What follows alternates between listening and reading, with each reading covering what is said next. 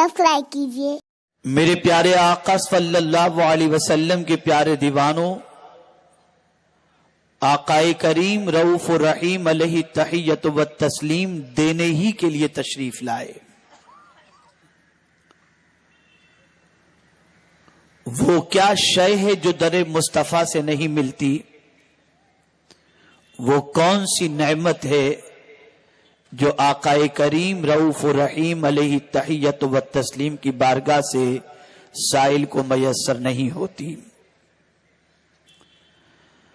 قرآن مقدس میں اللہ رب العزت جل جلالہ نے ارشاد فرمایا وَأَمَّا السَّائِلَ فَلَا تَنْهَرْ، سائل کو نہ جھڑکو، مانگنے والے کو نہ جھڑکو۔ آقا کریم رؤوف الرحیم علیہ التحیۃ والتسلیم کے توسل سے قیامت تک کے آنے والے ہر غلام رسول کو یہ پیغام ہے کہ جب جب تمہیں اللہ عز و جل نعمتوں سے نوازے، فراخ دلی تمہارے لیے ضروری ہے، اور جب تمہارے پاس کوئی سائل آئے تو اسے جھڑکنا نہیں چاہیے۔ یہ پوری سورہ مبارکہ سورہ والضحیٰ جو ہے، اس میں آقا کریم رؤوف الرحیم علیہ التحیۃ والتسلیم کے حوالے سے رب کی نوازشات کا ذکر ہے۔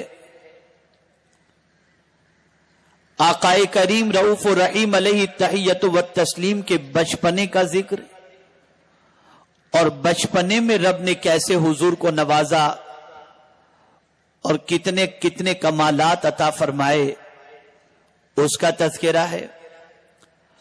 اس کے بعد آقا کریم صلی اللہ علیہ وسلم کی جوانی میں سرکار صلی اللہ علیہ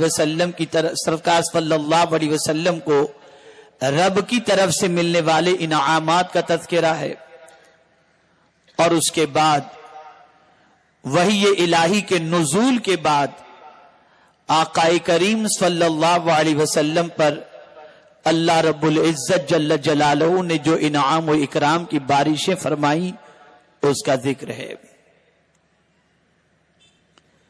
میں نے جس آیہ کریمہ کی تلاوت کا شرف حاصل کیا، اس میں پروردگار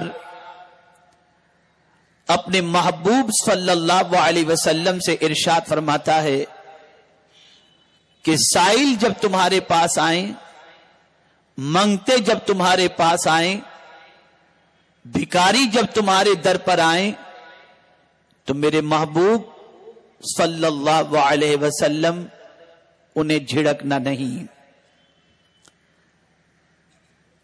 آقا کریم صلی اللہ علیہ وسلم کی بارگاہ سے جھڑکی تو کیا ملتی؟ ام المؤمنین حضرت عائشہ صدیقہ رضی اللہ تعالی عنہ سے کسی نے سوال پوچھا کہ آقا کریم رؤوف الرحیم علیہ التحیۃ والتسلیم کی کسی سب سے بڑی خوبی کا اور سرکار صلی اللہ علیہ وسلم کے سب سے بڑے وصف کا آپ تذکرہ فرمائیں، ہمیں بتائیں۔ ام المؤمنین حضرت عائشہ صدیقہ رضی اللہ تعالی عنہ فرماتی ہیں میرے آقا کا ہر وصف کمال کی حد تک تھا، لیکن ایک وصف کا جواب نہیں، اور وہ وصف یہ کہ اگر کوئی سائل میرے آقا سے مانگتا تو کبھی میرے مصطفیٰ اس کو نہ نہیں فرمایا کرتے تھے۔ اسی کی ترجمانی بریلی کے تاجدار نے کی، واہ کیا جود و کرم ہے شہ بطحا تیرا، نہیں سنتا ہی نہیں مانگنے والا تیرا۔ آقا کریم رؤوف الرحیم علیہ التحیۃ والتسلیم سے کسی نے کبھی نہ سنا ہی نہیں، لا سنا ہی نہیں، بلکہ آنے والا جو مانگتا مصطفیٰ جان رحمت صلی اللہ علیہ وسلم اس کی جھولیوں کو بھر دیا کرتے تھے۔ میں یہاں سخاوت رسول صلی اللہ علیہ وسلم کا تذکرہ کروں گا اور آپ کو بتاؤں گا کہ آقائے کریم صلی اللہ علیہ وسلم کب سے نواز رہے ہیں اور کب تک نوازتے رہیں گے۔ رسول گرامی وقار صلی اللہ علیہ وسلم کے نوازنے کا سلسلہ فرش گیتی پر تشریف لانے سے پہلے سے ہے اور نوازنے کا سلسلہ قیامت تک جاری و ساری رہے گا۔ آپ ذرا اندازہ لگائیں رسول گرامی وقار صلی اللہ تعالی علیہ وسلم کس طریقے سے نواز رہے ہیں اور کس طریقے سے سب کی جھولیوں کو بھر رہے ہیں۔ آپ کو معلوم ہوگا کہ حضرت آدم علیہ الصلاۃ والسلام نے اپنے بیٹے سے اپنے لخت جگر سے فرمایا تھا، میرے لخت جگر اگر تجھے کوئی پریشانی لاحق ہو تو محمد صلی اللہ علیہ وسلم کے وسیلے سے دعا کر لینا، اللہ ان کے صدقے میں تیری دعاؤں کو قبول فرمائے گا اور تیری مصیبتوں کو دور کرے گا۔ عرض کرتے ہیں ابا جان روئے زمین پر اس وقت میرے آپ کی اور گھر والوں کے علاوہ محمد نام کا کوئی شخص تو ہے ہی نہیں، آپ جس کا تذکرہ کر رہے ہیں وہ کون ہے؟ اس نام کا تو کوئی ہے ہی نہیں، پھر اس کے وسیلے سے دعا کرنے کی وجہ کیا ہے؟ تو حضرت آدم علیہ السلام نے جواب دیا تھا، اے بیٹے ذرا سن لے، اگر محمد کو پیدا کرنا مقصود نہ ہوتا تو نہ مجھے پیدا کیا جاتا نہ تجھے پیدا کیا جاتا۔ یہ اللہ کے محبوب ہیں، آخری زمانے میں تشریف لائیں گے، آخری نبی بن کر کے جلوہ گر ہوں گے اور پروردگار جل جلالہ کے محبوب ہیں۔ اللہ عز و جل انہی کے صدقے میں ساری کائنات کو پیدا فرمایا ہے اور انہی کے صدقے میں اللہ عز و جل نے مجھے اور تم کو پیدا فرمایا ہے۔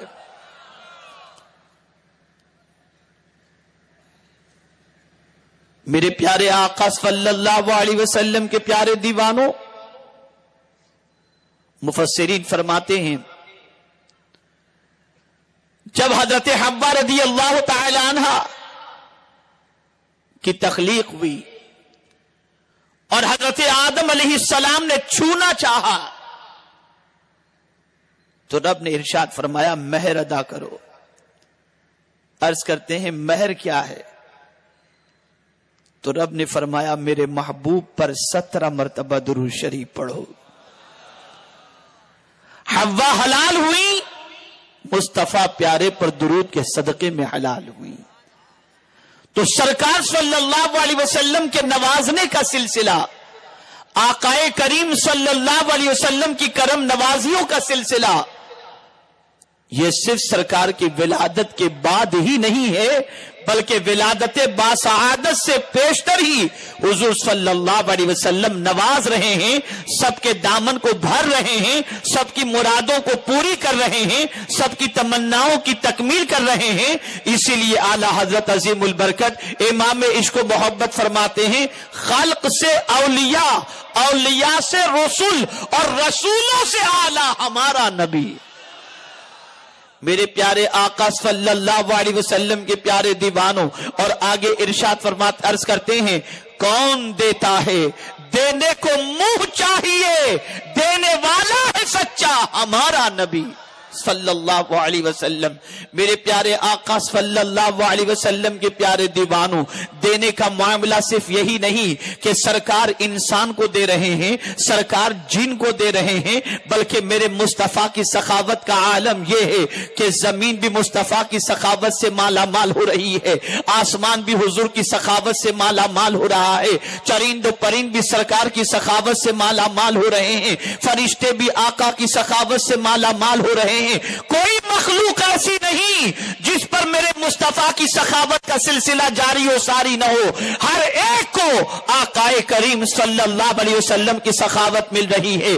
کیا آپ کو نہیں معلوم رسول گرامی وقار صلی اللہ علیہ وسلم کی آمد سے پیشتر زمین کا معاملہ کیا تھا؟ اللہ اکبر، جتنے بھی انبیاء کرام اس فرش گیتی پر تشریف لائے، ان انبیاء کرام کے امتیوں کو عبادت کرنی ہوتی تو عبادت گاہ میں جا کر وہ عبادت کیا کرتے تھے، مخصوص جگہ پر جا کر عبادت کی جاتی تھی. ایسا نہیں تھا کہ ہر زمین کے خطے پر وہ جا کر کے عبادت کر سکیں. عبادت گاہ تھی جہاں جا کر وہ عبادت کیا کرتے تھے. لیکن میرے مصطفیٰ تشریف لائے تو آقا کریم صلی اللہ علیہ وسلم نے فرمایا اللہ نے میرے لیے ساری زمین کو مسجد بنا دی اور میری امت کے لیے اب جب جب نماز کا وقت ہوگا جہاں مسلمان موجود ہے مصلی بچھائے اور سجدہ کر لے. یہ سرکار کی سخاوت کہ زمین سجدگاہ بن گئی.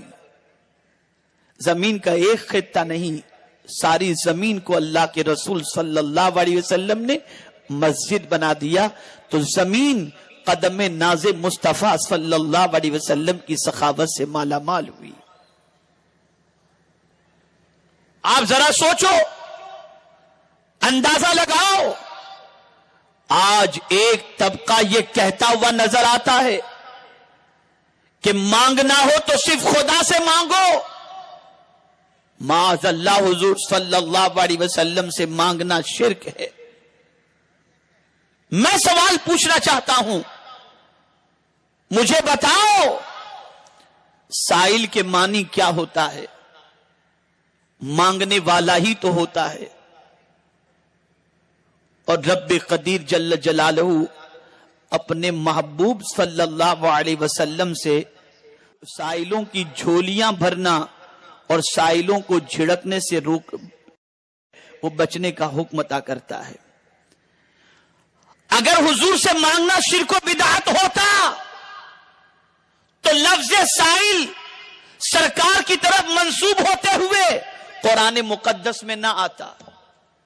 یہ لفظ حضور کی طرف ہے کہ سائل تمہارے پاس آتا ہے تو میرے محبوب اگر کوئی مانگنے والا تمہارے پاس آئے تو اسے جھڑکنا نہیں، مطلب اس کی جھولی کو بھر دینا، اس کے سوال کو پورا کر دینا، اس کی مراد کو پوری کر دینا. اور اگر یہ بات تمہیں بہت اچھی طرح سمجھ میں نہیں آتی تو میں حدیث مبارکہ کے ذریعے سمجھا دوں. کیا حضور صلی اللہ علیہ وسلم نے یہ نہیں فرمایا انما انا قاسم واللہ یعطی؟ انما حسر کے لیے آتا ہے، میں ہی بانٹنے والا ہوں اور میرا خدا ہی عطا کرنے والا ہے. یہ کون کہہ رہا ہے؟ مصطفیٰ جان رحمت صلی اللہ علیہ وسلم. اسی لیے اعلی حضرت کہتے ہیں خلق کے حاکم ہو تم، رزق کے قاسم ہو تم، تم سے ملا جو ملا تم پہ کروڑوں درود.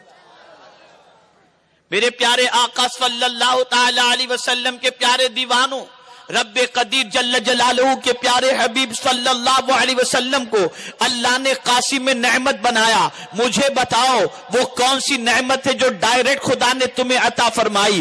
ہر نعمت کو اللہ نے واسطہ رسول سے تمہیں عطا فرمائی. آقا کریم صلی اللہ علیہ وسلم کے دستے کرم کو ایسا ہی بنایا کہ مصطفیٰ جان رحمت صلی اللہ علیہ وسلم لوٹاتے رہیں. اور میں نے جو یہ بات آپ کے سامنے عرض کی کہ آقا کریم صلی اللہ علیہ وسلم ولادت سے پہلے بھی سخی تھے اور حضور کا صدقہ اللہ سب کو عطا کرتا تھا، اسی طریقے سے سرکار کی ولادت کے بعد بھی آقا کریم کی سخاوت کا سلسلہ جاری و ساری رہا. اور سن لو مزار اقدس میں آرام فرما رہے ہیں پھر بھی سخاوت کا سلسلہ جاری و ساری ہے. اور قیامت کے دن بھی اگر سخاوت کے جلوے دیکھو گے تو مصطفیٰ جان رحمت کی سخاوت ہی کے جلوے نظر آئیں گے. ہمارے ویڈیو کو لائک شیئر ضرور کریے.